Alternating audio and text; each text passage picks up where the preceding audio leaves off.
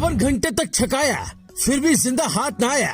UP का वो डकैत जिसने पुलिस वालों के पसीने छुड़ा दिए। 13 साल पहले यूपी में डाकू के नाम से पुलिस भी कांपती थी। यूपी का वो एनकाउंटर जिसके आगे श्री प्रकाश शुक्ला और विकास दुबे का एनकाउंटर कुछ भी नहीं है। आज उत्तर प्रदेश में जहां माफिया योगी बाबा के नाम से कांपते, खुद ही आकर डर के मारे सरेंडर करते, उसी यूपी की कुछ साल पहले की तस्वीर एकदम उल्टी थी। आइए हम आपको बताते हैं एक ऐसे एनकाउंटर के बारे में जिसे यूपी का सबसे बड़ा और सबसे लंबा एनकाउंटर कहा जाता है। 52 घंटे तक चले खूनी संघर्ष में 400 से ज्यादा पुलिस वाले मिलकर भी उस डाकू को जिंदा पकड़ने में नाकामयाब रहे। उसका नाम यूपी के सबसे खूंखार डाकुओं की लिस्ट में सबसे ऊपर आता है। गर्मियों का समय था, सभी अपने घरों में थे कि अचानक से पुलिस वालों की गाड़ियां कतार में चित्रकूट के जमोली गांव में घुसने लगे। अचानक से आए इस काफिले को देखकर गांव वाले भी हड़बड़ा उठे। कोई कुछ समझ पाता, इससे पहले ही पूरा इलाका घेरा जा चुका था और इसी बीहड़ में छुपा था यूपी का सबसे खूंखार डाकू घनश्याम केवट। घनश्याम केवट के डाकू बनने के पीछे बदले की कहानी है। इसकी बहन को किसी ठाकुर ने छेड़ा था और तब से ये ठाकुरों का जानी दुश्मन हो गया था। बदले की भावना ने उसके हाथ में बंदूक पकड़ा दी। गांव पहुंचते ही पुलिस वालों ने खपराइल से बने उस घर को घेर लिया जहां उसकी छिपे होने की सूचना मिली थी। पुलिस वालों के सरेंडर करने की वार्निंग देने पर भी उसने 1.5-2 घंटे तक कोई प्रतिक्रिया नहीं दी।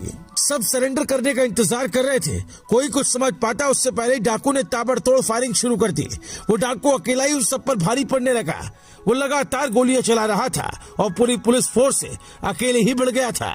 मामला काबू में न आने पर कौशाम्बी, हमीरपुर और बांदा जिले से अतिरिक्त फोर्स बुलाई गई। पुलिस और एसटीएफ को मिलकर 400 से ज्यादा जवान उसे पकड़ने के लिए लगाने पड़े थे। पीएससी के आईजी वीकेसी गुप्ता और डीआईजी सुशील कुमार सिंह भी मौके पर पहुंचे थे। घंटों से चल रही मुठभेड़ का कोई नतीजा न निकलते देखकर उन्होंने जिस घर में घनश्याम छुपा था उस घर को आग लगाने का फैसला किया। लेकिन खुद को पकड़ने के लिए बिछाए गए इस जाल को घनश्याम पहले ही भाप चुका था। पुलिस वालों की आंखों में धूल झोंककर वो आग के धुएं में छुपकर फरार हो गया। इससे पहले कि पुलिस वाले से ढूंढ पाते, 2 मंजिला इमारत से ताबड़तोड़ फायरिंग शुरू हो गई। अब वो वहां से भागकर अपने किले में पहुंच गया था और छत से ताबड़तोड़ गोलियां चला रहा था और पुलिस नीचे थी। धीरे धीरे मामला एक तरफा होने लगा। PSC commander Beni Madhav Singh, SOG सिपाही शमीम इकबाल और वीर सिंह समेत उसने 4 जवानों को मार गिराया। आईजी और डीआईजी पर गोलियां चलाकर उन्हें घायल कर दिया। उन्हें गंभीर हालत में अस्पताल में एडमिट कराना पड़ा। एक अकेला डाकू यूपी पुलिस को मदारी की तरह नचा रहा था। पुलिस का हौसला टूट चुका था, लेकिन फिर भी पुलिस इसी उम्मीद में थी कि दुश्मन कितना भी शातिर क्यों ना हो, कभी न कभी गलती जरूर करता है। पुलिस इसी मौके की तलाश में थी और घनश्याम केवट ने वही गलती की। 3 दिन से लगातार चल रही इस मुठभेड़ में वो केवल पानी के सहारे जिंदा था। उसके पास ना तो गोलियां बची थी न खाने का सामान। इसी वजह से उसने रात के अंधेरे में वहां से भागने का प्लान बनाया, लेकिन पुलिस वालों ने उसे देख लिया। छत से कूदकर वो थोड़ी दूर ही भाग पाया था कि पुलिस वालों ने अंधाधुंध फायरिंग शुरू कर दी। वो बस लगातार गोलियां चलाते रहे। ना तो उन्हें घनश्याम केवट दिख रहा था, न ही गोलियों की गिनती की जा रही थी। 52 घंटे तक चली इस मुठभेड़ के बाद ये खबर मिली कि घनश्याम केवट मारा गया।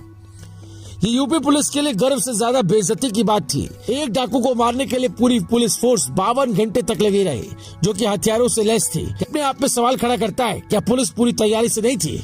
तरह से वो डाकू अगर पूरे गांव पर भी हमला कर दे और बंधक बना ले तो पुलिस तो बेबस, लाचार और उसके सामने घुटने टेकने की स्थिति में आ जाएगी।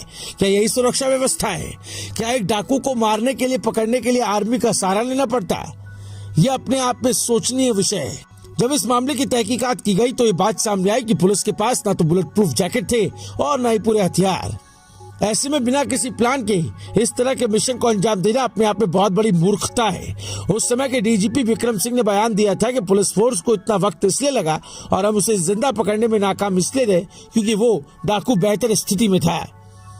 आज वर्तमान में उत्तर प्रदेश में योगी आदित्यनाथ राज में माफिया थर-थर कांपते नजर आते हैं। किसी में इतनी हिम्मत नहीं कि योगी बाबा के राज में कानून से खिलवाड़ कर जाए।